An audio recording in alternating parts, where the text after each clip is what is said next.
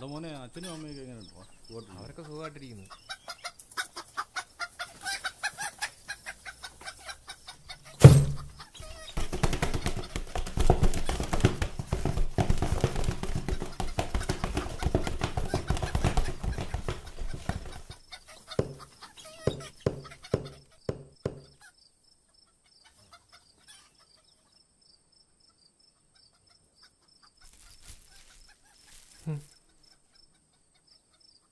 ഏതായി പയ്യൻ?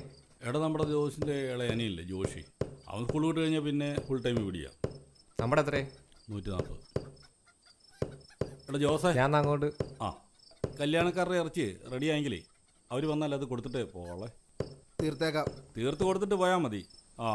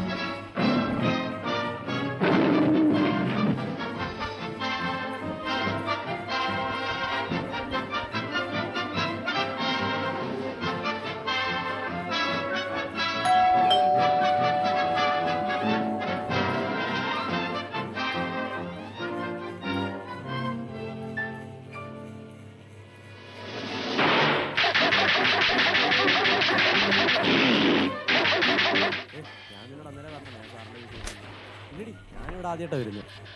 ആ സാറേ, അത് പിന്നെ ഞാൻ പറഞ്ഞ പോലെ തന്നെ നമുക്ക് വേറൊരു വീട് എടുക്കാം. നമുക്ക് എന്തെങ്കിലുമൊക്കെ ചെയ്യാം. ഞാനിവിടെ നിന്ന് ഇറങ്ങിയിട്ട് നേരെ നിന്നെ അങ്ങോട്ട് വരാം. ശരി, ഞാൻ ഇവിടെ വന്നല്ലേ വിളിക്കാവേ. ഓക്കെടി, ബൈ.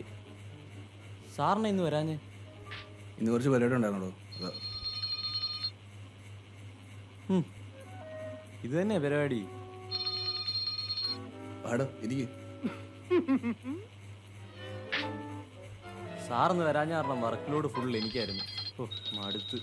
ഇത്രയും പെട്ടെന്ന് എടുത്താ? ഈ കമ്പ്യൂട്ടറിന് മുന്നിൽ ഇരുന്ന് അടിക്കുന്ന പരിപാടിയൊന്നും എനിക്ക് പറ്റിയ പണിയില്ലെന്നേ. നമ്മ ആരുടെയൊക്കെ മിണ്ടിയും പറഞ്ഞൊക്കെ ഇരിക്കണം. തൻ്റെ വർത്തമാനത്തെ പറ്റി ഓഫീസിലൊരു സംസാരം തുടങ്ങിയിട്ടുണ്ട്. സാറെപ്പോഴും കുഞ്ഞുപിള്ളേരെ പോലെ കാർട്ടൂണൊക്കെ കണ്ടോണ്ടിരിക്കണോ? വല്ല ന്യൂസും വെക്ക് സാറേ. ഭക്ഷ്യസുരക്ഷാ വകുപ്പ് നടത്തിയ പരിശോധനയിൽ സംസ്ഥാനത്ത് 152 കടകൾ അടപ്പിച്ചു. 65 കടകൾക്ക് നോട്ടീസ് നൽകി. 20 കിലോ പഴകിയ മാംസം പിടിച്ചെടുത്ത് നശിപ്പിച്ചു. കേരളത്തിൽ കനത്ത മഴ. 5 ജില്ലകളിൽ യെല്ലോ അലർട്ട്. കോട്ടയം, എറണാകുളം, തിരുവനന്തപുരം, പത്തനംതിട്ട, ആലപ്പുഴ എന്നീ ജില്ലകളിൽ യെല്ലോ അലർട്ട് പ്രഖ്യാപിച്ചത്. നഗരത്തിൽ വീണ്ടും തലയില്ലാ ജഡം. ഇന്ന് വൈകിട്ട് 5 മണിയോടെയാണ് പോലീസ് നാഗമ്പടം പാലത്തിന്റെ അടിയിൽ നിന്നും ബോഡി കണ്ടെത്തിയത്. ബോഡിക്ക് ഒരാഴ്ചത്തെ പഴക്കമുണ്ടെന്നാണ് പ്രാഥമിക നിഗമനം. തീർച്ചയായും ഇതൊരു സീരിയൽ കില്ലിംഗ് പരമ്പരയാണെന്നാണ് പോലീസ് റിപ്പോർട്ട്. 2 മാസത്തിനകം 5 ബോഡികളാണ് പോലീസ് കണ്ടെത്തിയത്. ഒരു ബോഡിയുടെയും തല കണ്ടെത്താൻ പോലീസിന് ഇതുവരെയും സാധിച്ചിട്ടില്ല. മരിച്ചവരെല്ലാം തന്നെ 20-നും 30-നും ഇടയിൽ പ്രായമുള്ളവരാണ്. ബോഡികളുടെ തല എവിടെയെന്ന ചോദ്യം പോലീസിനെയും ജനങ്ങളെയും ഒരേപോലെ ആശങ്കയിലാക്കി. ഇതിനു മുന്നേ ഐഡന്റിഫൈ ചെയ്ത ബോഡി എന്റെ വീടിന്റെ അടുത്തൊരു പയ്യന്റെ ആയിരുന്നു. കുറ്റവാളികൾക്കായുള്ള ശക്തമാക്കിയെന്നും എന്റെ അതേ പ്രായം. മാധ്യമങ്ങളെ അറിയിച്ചു. വീട്ടിലെ കാര്യമൊക്കെ വളരെ കഷ്ടത്തിലാണ്. അവസാനിച്ച സാഹചര്യത്തിൽ രാജ്യത്തെ ഇന്ധന വില വർധനവിനൊരുങ്ങി പെട്രോളിയം കമ്പനികൾ. അന്താരാഷ്ട്ര വിപണിയിൽ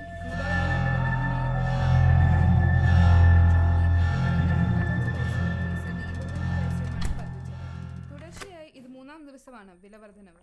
അന്താരാഷ്ട്ര വിപണിയിൽ